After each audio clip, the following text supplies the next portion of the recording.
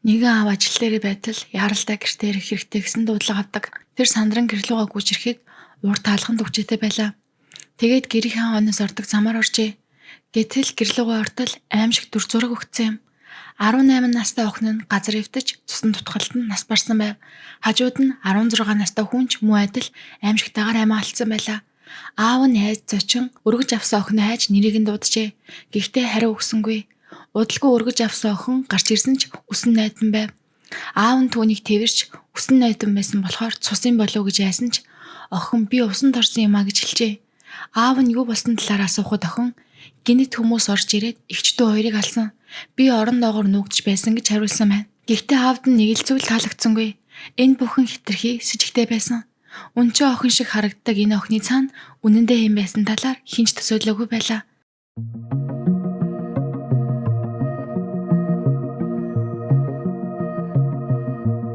Dark Crime миний сувг тавтай морил.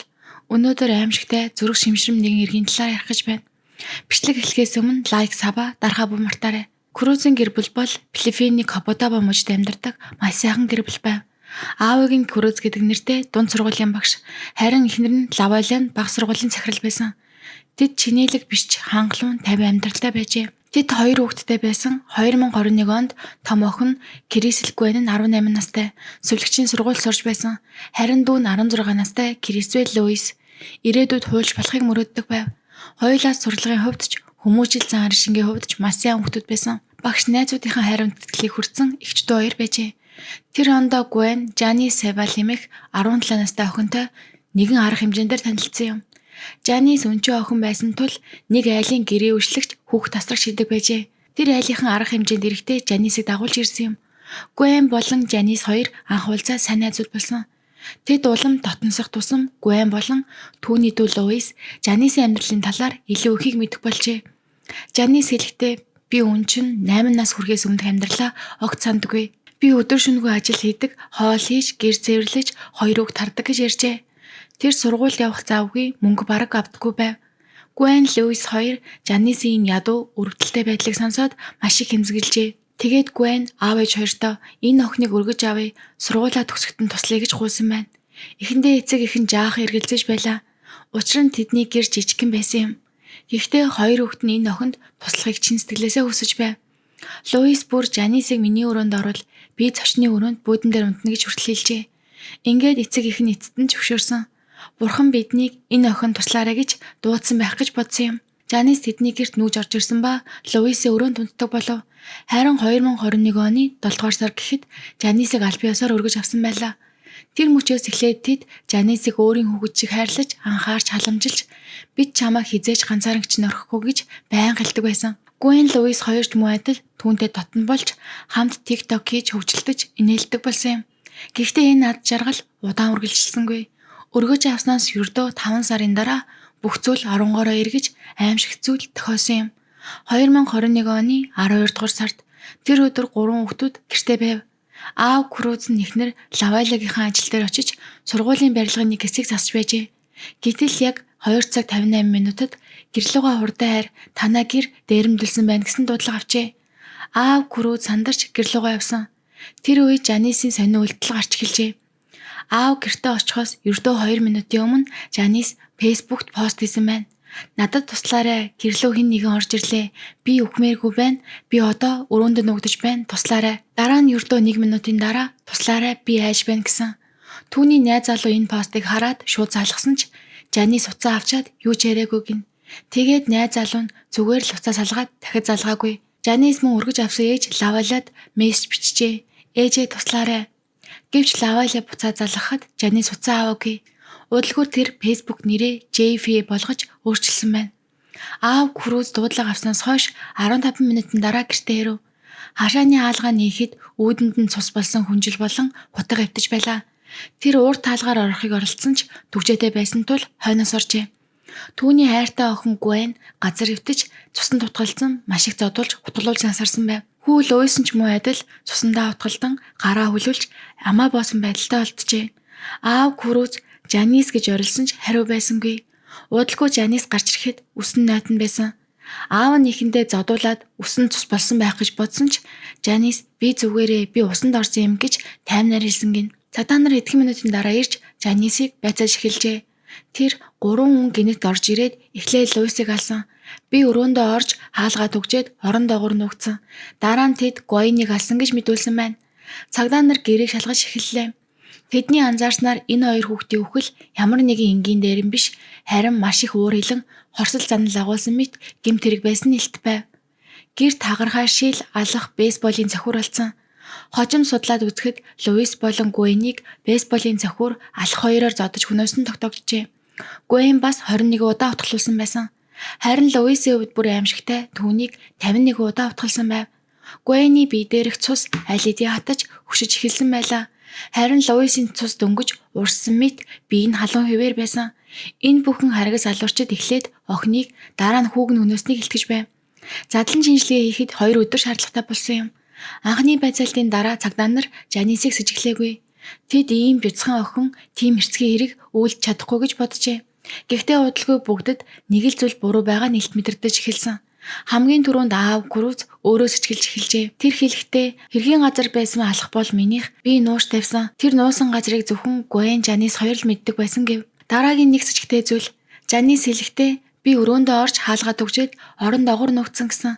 Гэтэл цагдаа нар яг тэр өрөөг шалгахад тавилга унаж шүүгээ онгоож бүх зүйл эвдэрсэн байсан. Хэрвээ тэр үнэхээр орон доогуур нуугдсан бол тэд яагаад түүнийг олоогүй гэж. Мөн гэрээс юу ч алга болоогүй. Аав ээж хоёр нь дараа нь шалгахад алга болсон ганц зүйл нь алгацсан хоёр хүүхдийн гар утас байв. Тэгээд тэр Facebook постууд Жанис яг хэрэг гарч байхад туслаарай, би өхмээргүй байна гэж бичсэн байсан. Гэхдээ хүмүүс ингэж боджээ. Хэрвээ үнэхээр хэн нэгэн алж, цохиж айлгаж байхад тэр яаж ингэж урт мессеж бичиж, үг үсгээ зөв бичиж, эможи хүртэл тавьж чадсан юм бол энэ цаг хожиж дүүрсгэж байгаа мэт харагдаж байлаа. Үүн дээр нэмээд яг тэр үед тэр Facebook нэрээ шалсан гэдг нь бүрч ойлгомжгүй зүйл байв.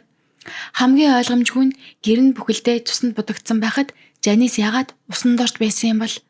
Айсандаа тайвшрах гэж хэлсэн ч мөрдөгчд үүнийг нотлох баримтаа угаасан байх магадaltaй гэж үзсэн. Хин ч ийм аимшигтай зүйл харж хаад усанд орох бодол төрөхгүй шүү дээ.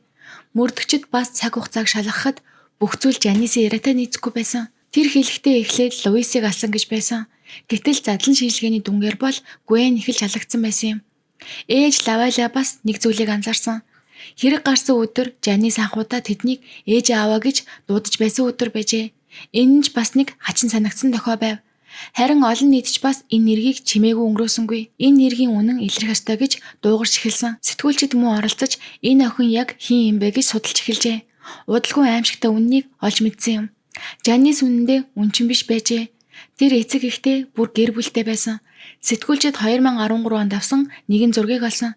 Тэнд Жанис усан онгоцон дээр ганцаараа байсан байна. Түүний хэн болохыг олж мэдэх гэсэн хүмүүс олон байсан ч тухайн үед хинч олж чадалгүй өнгөрсөн байдаг. Гэхдээ удалгүй нэгэн мэдээллийн агентлаг илрүүлжээ. Жанисийн төрсөн эцэг эх нь Мишель Хуанито Себионоор байсан бөгөөд тэр хэдэн жилийн өмнө салсан байжээ. Тэрч бөөхөл Жанис төрсөндөө ах эгч байсан. Хамгийн аимшигтай нь тэр Крузын гэрт амьдарч байх хугацаанд төрсөн ээжтэйгээ мессенжерээр харилцаж байсан гин. Удалгүй цагдаа нар Жанисийн өрөөг нэгжиж байхдаа 17 настай нэг эрэгтэй хүүхдийн үнэмлэх олжээ. Тэд Жанисаас энэ хүнийг таних уу гэж асуухад тэр тийм ээ би түүнийг таних гэж хэлсэн гин. Тэгээд тэр цааш нь бүгдийг ярьсан байна. Жанис бүхнийг илчилжээ. Тэр хэргийг ганцаараа үлдээгүй харин энэ 17 настай залуутай хамт төлөвлөж хэрэгжүүлсэн гэж мэдүүлсэн юм. Цагдаа нар түүний мэдүүлгийг шалгахад бодит баримтууд ч гарч ирсэн. Хамгийн чухал нотлого нь Жанисийн хурууныхээ бейсболын цохир дээр илэрсэн байв. Удалгүй цагдаа нар 17 настай хамсаатныг нь олж баривчилжээ. Түүний цүнхнээс Гуайны гар утас олдсон байна. Мөн тэдний Facebook мессенжерээр бичсэн зургуудыг шалгахад энэ хоёр хүн хэрэг гарахаас 10 хоногийн өмнө төлөлгөө гаргаж байсан нь ил болсон юм. Жанис цагдаа нарт хэлэхдээ би Гуайн татаархсан. Би хэн нэгний хайр анхаарал байхыг хүссэн. Намайг хэн нэгэн анзаараасаа гэж хүссэн юм. Би өөрийгөө хаягдсан мэт мэдэрч байсан гэжээ. Гэхдээ тэр яг хэрхэн хизээ яаж алсан талаар дэлгэрэнгүй яриагүй. Гэхдээ тэрнийг аимшигтай зүйлийг хэлсэн байдаг. Гуайн анх гэрээсээ зогтож чадсан ч дүүгээ аварна гэж буцаад орсон гин. Гэтэл тэр аврах гэж орсон дүүн түүнийг алах гэж байсныг мэдээгүй юм. Жанисийн өөр нэг мэдүүлэгт би Гуайныг хутгалж байхад тэр уйлаад би эмч болох ёстой байсан. Би чамайг хайрладаг Жанис, би юу буруу хийсэн юм бэ гэж хэлж байсан гэжээ. Тэр үед сонсон мөчид аавын зүрх бараг зогсох шиг болсон. Үнэн дээр Жанис Гвенийг үзий аддаг байсан. Тэр Гвений оронд орж түүний амьдралаар амьдрахыг хүссэн юм. Крузийн гэр бүлийнхэн болон хуршүүдийн ярьж буугаар Жанис Д. Орфен киноны гол дүр шиг ашиглаж бодит амьдрал дээр тэр киног дуурайж эхэлсэн байлаа. Тэр кинонд бас л нэг өнчөө охин гэр бүлийнхаа бүх гишүүдийг алахыг оролдог тухай гардаг. Жанис яг тэр кино шиг байхыг хүсэж байсан мэт байв. Хэрэг бүрэн шийдэгдэхэд ердөө 6 хоног л хэрэгтэй болсон. 2022 оны 1-р сард Жанис болон түүний 17 настай хамсаатан албан ёсоор хүн амны эргээр буруутгагдаж ял авчээ. Тэд хоёул насан туршаагүй байсан учраас ял нь харьцангуй хөнгөн. Хорих ангид 32 жил ял идэх шийдвэр гарсан бөгөөд тэд судлагдах хүртэл өршөөл авах хэрэггүй байв. Гэвч энэ нь Крузийн гэр бүлд хангалттай ял байгаагүй. Аав ээж хоёр нь бидний хоёр хүүхдийг зэрлэгээр хөнөөсөн хүмүүс ердөө 32 жил харагдана. Тэд судлагдах үед бид дөнгөж 50 хүрж байхад тэд эрх чөлөөтэй гарах болно. Гэтэл манай хүүхдүүд үрд байхгүй гэж хэлсэн байдаг. Гвен болон Луис нарыг хүндэтгэлээр оршуулжээ.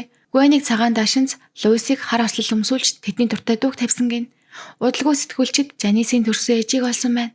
Тэр охиныхоо хийсэн аимшигтай үйлдэлийн талаар мэдээд нулимс туслуулан Крузийн гэр бүлийнхэн дээр очиж өвдөг сүгдэн урьдчилах үйжээ. Гэхдээ Круз болон Лавела хоёр түүнд энэ таны буруу биш, харин охиныхоо талаар ярьж өгч чадах уу гэж асуусан юм. Харамсалтай нь төрсөн ээж нь охинтойгоо уулзаж чадсангүй. Тэр үед Жанисийг тусгаарлан орсон байсан. Крузийн гэр бүл одоо хүртэл тэр аимшигт өдрийг мартаж чадаагүй. 2022 оны 8-р сард тэд жижигхэн ресторанаа нээжээ. Гвен Луис хоёрын дуртай олонтыг санал болгодог газар. Тэд тэр газрыг хүүхдүүдийнхээ дурсгал зориулж нээсэн юм. Одоо тэд сэтгэл заслын эмчилгээ хийлгэж шархаа эдгэх гэж оролдож байгаа. Гэхдээ тэдний зүрхэнд хизээж ярьшгүй нулимс гуниг үлдсэн хэвээр. Энэ аимшигт түүх бидэнд нэг л зөвлөгийг сануулж байна. Хайр итгэл хоёр заримдаа хамгийн гүн шарх үлдээдэг. Гвен Луис хоёрын сүнс амгалан нарсаг. Харин тэдний гэр бүл өнөөдөрч хайр уучлалаар амьдрах итгэлээ алдаагүй байна. Таны бодлоор энэ хэрэг яагаад ийм зүйл хүрсэн гэж бодож байна вэ? Доорх сэтгэл хэсэгт сэтгэлээ бичээрэй. Өнөөдрийн бичлэг энэ үрээ дуусаж байна. Дараагийн бичлэгээр уулзцгаая.